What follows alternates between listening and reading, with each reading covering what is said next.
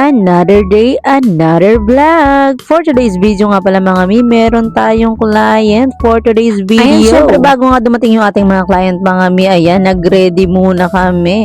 Ayan, sabay na nga rin kaming kumain ni Daddy Ray bago dumating yung ating first client. Syempre mga mi, dahil for schedule nga tayo, talagang nakaset yung oras nila, kung anong oras sila pupunta. Syempre mga mi, pagkakain tayo, ayan, lagi natin kinakain yung ating shirataki rice. Ayan mga mi, ang sarap nga rin ang aming ulam ni Daddy Ray. Ayan, mahilig nga pala ako sa mga ganyang dahon-dahon mga mi, lalo na sa mga talbos-talbos. At syempre mga mi, nagulat nga ako, biglang dumating si Ate Raisa. Yes mga mi, ayan, siya na ngayon ang ating first client. Dahil Christmas party nga pala nila mga mi, ayan, magpapa soft gel extension nga pala siya. At ito na nga mga mi, yung kanyang previous nails na ako rin ang gumawa.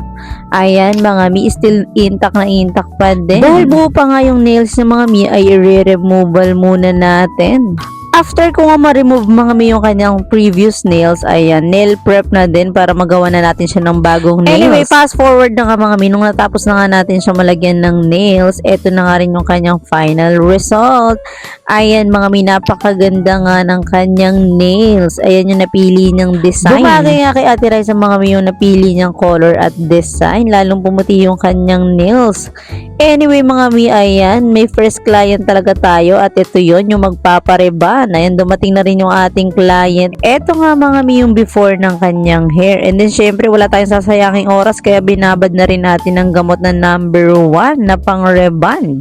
Anyway mga mi, fast forward na nga tayo. After ko nga siyang mabanlawan at mablow dry, ayan, proceed na tayo sa pagplansya ng kanyang hair. Medyo makapal din yung buhok ni client mga mi, kaya medyo natagalan din tayong magplansya. After ko nga maplansya mga mi, ayan, ipinahinga muna nga pala natin bago natin applyan ng next na gamot. Syempre mga mi, fast forward na naman tayo. Ayan, binabad na nga rin natin ang gamot.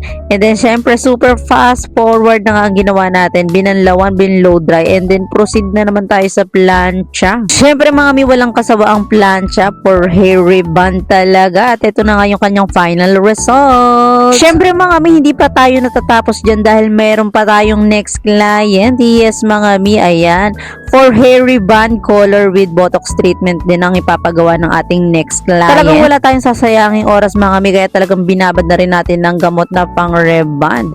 And syempre mga mi, super fast forward na nga rin ang ating ginawa. Binanlawan, binlow dry, and then proceed na naman tayo sa plancha. Syempre mga mi, ganong procedure pa rin yung gagawin natin kung ano yung ginawa natin sa una. And then syempre mga mi, ito na yung final result. Ayun lang naman mi, kung nagustuhan mo yung videos na to, please follow, like, and share. Ayun lang guys, thank you for watching. God bless!